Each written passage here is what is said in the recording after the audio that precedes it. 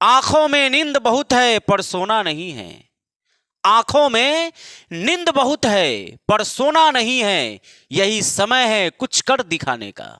यही समय है कुछ कर दिखाने का। इसे खोना नहीं है। प्यारे साथियों नमस्कार, स्वागत है आपको आपके अपने YouTube चैनल राजा ऑनलाइन क्लासेज में। साथियों जैसा कि आपको पता है कि मैं प्रतिदिन आप तक एक वीडियो लेकर हाजिर हो जाता हूं। इस वीडियो में भी हम बात करने वाले हैं आपके बीच एक नए प्रश्नों की। जी हां, परीक्षा से संबंधित ये वीडियो आपके लिए बहुत ज्यादा खास होने वाला है। यदि आप क्लास 10th की तैयारी में लगे हुए हैं, आपका परीक्षा 2024 यानी इसी मंथ फरवरी में होने वाला है, यह वीडियो आपके एग्जाम में बहुत ज्यादा यूजफुल हो सकता है। तो प्यारे साथियों, आज हम इस वीडियो में बात करने वाले एक इंपॉर्टेंट क्वेश्चन की, जिसका नाम है प्रकाश का परावर्तन। जी हां, प्रकाश का परावर्तन क्या होता है, इसके नियम क्या होते हैं, आज के इस वीडियो में हम आपको बताएंगे और बिल्कुल आसान भाषा में आपको सिखा देंगे। जी हां, आपको याद भी करवा देंगे। आज के बाद दूसरा आपको दूसरी वीडियो नहीं देखनी पड़ेगी। तो चलिए हम इस वीडियो को स्टार्ट करते हैं। अगर चैनल पर पहली बार आए हैं तो चैनल को सब्सक्राइब जरूर कर दीजिएगा। वीडियो अच्छा लगेगा तो इस वीडियो को लाइक करके अपने सभी दोस्तों के पास शेयर कर दीजिएगा। जो भी दोस्त आपके एग्जाम की प्रिपरेशन में लगे हुए हैं, उन सभी भाई एवं बहनों तक इस वीडियो को जरूर पहुंचा दीजिएगा। तो चलिए हम इस वीडियो को करते हैं स्टार्ट। वीडियो के अंत तक जरूर बने रहिएगा। यहां पर जो प्यारा सा क्वेश्चन लिखा हुआ है कि प्रकाश का परावर्तन किसे कहते हैं तथा इसका नियम लिखें। यह एग्जाम में कई बार आ चुका है प्रश्न। क्लास 10th के परीक्षा में एक दो बार नहीं आया है, हर बार। हम तो कहते हैं कि मतलब क्वेश्चन बैंक अगर आप उठा के देखेंगे तो यह प्रश्न कई बार रिपीट कर चुका है बोर्ड ने। ठीक है, तो आखिरकार ये इतना खास क्यों है? अगर आप फिजिक्स को अच्छे से पढ़े होंगे ना प्यारे साथियों, तो पहला चैप्टर ही क्लास 10th का प्रकाश का परावर्तन होता है, रिफ्लेक्शन ऑफ लाइट होता है। जी हां, तो चलिए हम इस वीडियो में समझते हैं कि आखिर प्रकाश का परावर्तन क्या है। ये जो शब्द आप देख रहे हैं ना, परावर्तन, इस शब्द का सिंपल सा मानी होता है टकराकर वापस हो जाना। यानी कि कोई चीज पर टकराएं किसी वस्तु को और वह वस्तु पुनः वापस लौट कर चला जाए, उसे हम कहते हैं परावर्तन। तो परावर्तन का सिंपल सा अर्थ होता है टकराकर वापस हो जाना।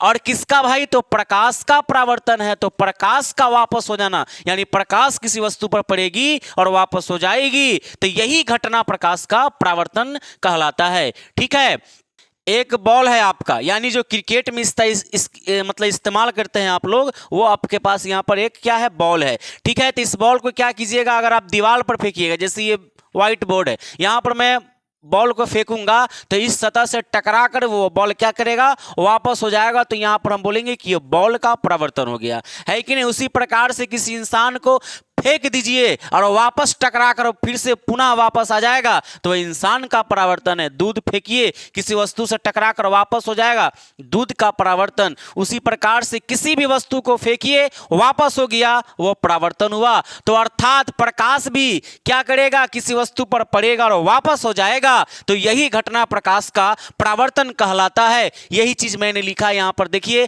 कि अपारदर्शी सतह से प्रकाश का टकरा कर वापस लौटने की घटना प्रकाश का परावर्तन कहलाता है। अपारदर्शी वस्तु का मतलब हुआ जिससे प्रकाश आर पार न हो, जैसे कोई पत्थर हो सकता है, कोई लकड़ी हो सकता है कि नहीं। आपके घर में जो आईना है, जिसको आपने दर्पण कहा, वो आईना भी उस पर प्रकाश का प्रकाश जब उस पर पड़ेगा तो वापस टकरा कर पुनः चला जाएगा। यही घटना प्रकाश का परावर्तन कहलाता है, क्योंकि वो शीशा के पीछे पेंट होता है, क्ले किया रहता है AgBr का।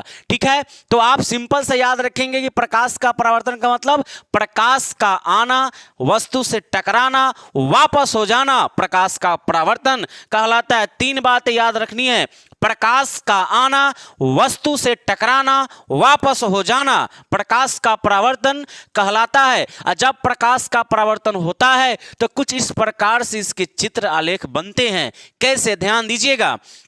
हमने यहाँ पर एक समतल सतह लिया है, ठीक है, और ये आने वाली किरण है, ये आ रही प्रकाश की किरण का नाम आपतित किरण है। भाई आने वाली किरण का नाम आपतित होता है, जिस बिंदु पर टकराती है उसे मूल बिंदु कहते हैं, टकराने के बाद पुनः वापस जाती है, इसे आप परावर्तित किरण कहते हैं। परावर्तित यानी कि भागने वाली किरण, आने वाली आपतित, जाने वाली परावर्तित, आने वाली आपतित, टकरा कर जाने वाली किरण परावर्तित, और आने वाली जाने वाली के बीच में एक जो डॉट लाइन आप देख रहे हैं, ये एक काल्पनिक रेखा होता है जो अभिलंब कहलाता है। क्या कहलाता है? अभिलंब कहलाता है। याद रखिएगा, आपतित किरण और परावर्तित किरण के बीच जो काल्पनिक रेखा होता है उसे अभिलंब कहते हैं। क्या कहते हैं? अभिलंब कहते हैं। और ध्यान दीजिएगा, आपतित किरण के साथ और अभिलंब के बीच में जो एंगल बन रहा है, यहां ध्यान दीजिएगा, आपतित किरण ये किरण हो गई और ये अभिलंब के बीच में जो एंगल बनता है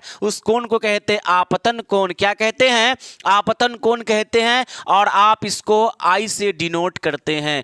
फिर उसी प्रकार से परावर्तित किरण और यहां पर जो अभिलंब है, परावर्तित किरण के साथ और अभिलंब के बीच में जो एंगल बन रहा है, इसको आप परावर्तन कोण के नाम से जानते हैं, और आप इसको स्मॉल आर से डिनोट करते हैं। याद रखिएगा, ये अभिलंब इन दो किरणों को जो है दो बराबर हिस्सों में बांट देती है, अर्थात यहां एंगल आई, ये एंगल आर इक्वल होता है, आपतन कोण बराबर होते हैं परावर्तन कोण के।